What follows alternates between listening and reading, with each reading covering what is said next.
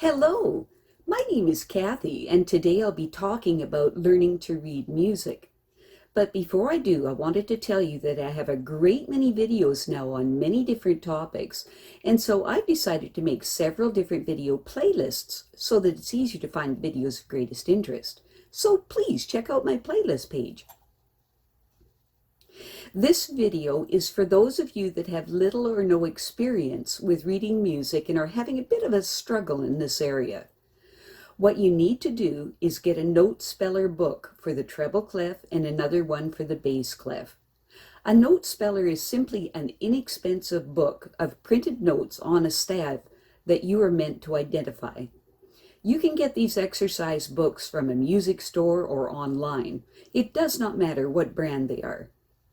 The first thing that you do is to take the first page of your treble clef note speller and the first page of your bass clef note speller and photocopy them 7 times.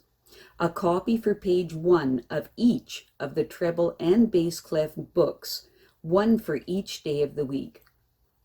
Next thing to do is to write the names of the notes under the notes on the photocopied sheets.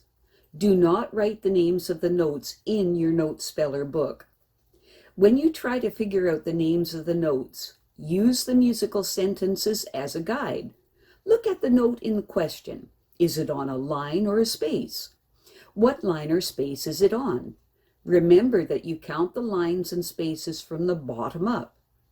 Say, for example, your first note is on the second space of the treble clef. You know that the sentence for the spaces of the treble clef notes spells the word face, F-A-C-E. And the second space would then be an A. Say your next note is the third line on the treble clef. You know your sentence for the lines of the treble clef notes is every good boy deserves fun. So the third line would be a B. Continue in this manner, identifying each of the notes and then writing the names of the notes under them on your photocopied sheet for both the treble clef and the bass clef. Now, take your note speller books and go to your harp. Remember that there is no writing in your note speller book. You must figure out each of the notes again, but this time just in your head. So now you figure out your first note. It happens to be the second space on the treble clef.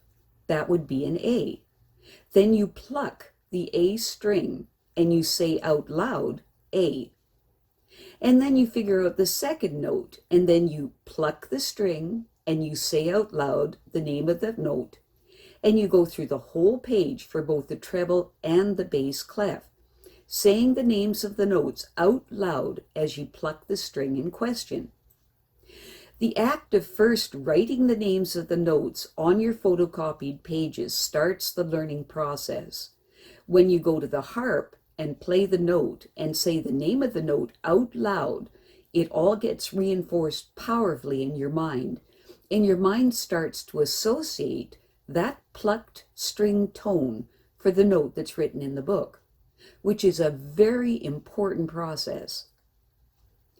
Once you've completed the whole process of writing the names of the notes out on the photocopied page, and then going to the harp and plucking the string and saying the name of the note out loud for the entire first page of treble and bass clef notes, then you start in on your regular practice session. On day 2 of your week, you take the second photocopied sheet of that first page of notes and write the names of the notes under them for the treble and bass clef, exactly like you did the day before. On this second day, you will find that you remember bits and pieces. You remember that after this note came that note. It will be easier to do because you will be remembering, and that's what we're looking for. This remembering what you did before. Then you go to the harp and pluck each note and say the name of each note out loud, and this further reinforces this group of notes. Then on day 3 of your practice week, you take the third photocopied page of notes and identify them and write the names of the notes on the photocopied sheet. On day 3, you will remember even more of these notes, and it will be easier and easier. You do the very same page over and over for an entire week before you start your regular practice sessions. And by the end of the week, you will find reading these notes has become a whole lot easier. The next week, you make 7 photocopies of page 2 of your treble and bass clef note spellers and follow the same format, and you keep on doing this every day and every week for as long as you need to until you feel comfortable with reading the notes. In addition to this, if you feel you want to progress even faster, you can say the names of the notes of your pieces of music out loud as you're playing the pieces. And remember, do not write the names of the notes in your book.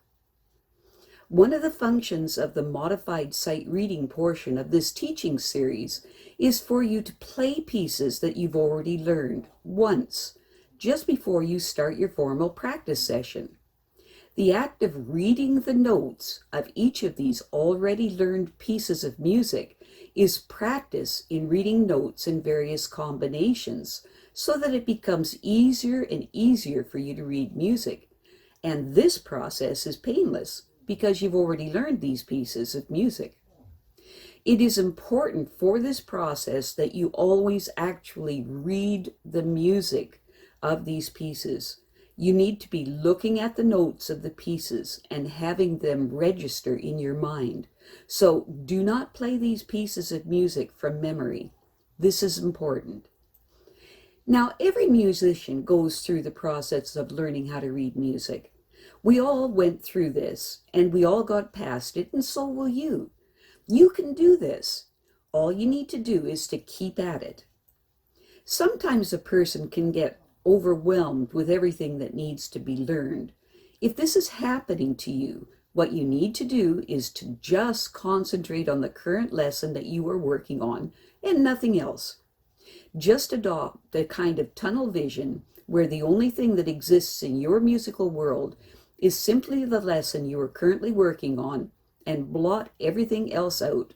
And very soon that you will find you'll get your equilibrium back again. The bottom line here is to just keep with it. That's the true secret of success with music. Just keep with it, and you can do this. Now, it's helpful if you also watched my video on what to expect from the harp, and that'll help a lot too. Now, I have a great many videos now on many different topics, so I've decided to make several different video playlists so that it's easy to find the videos of greatest interest. So please check out my playlist page. Well, that's it for now. To stay up to date with my latest video, make sure to subscribe to this free YouTube channel by clicking the red subscribe button right below this video. Take care.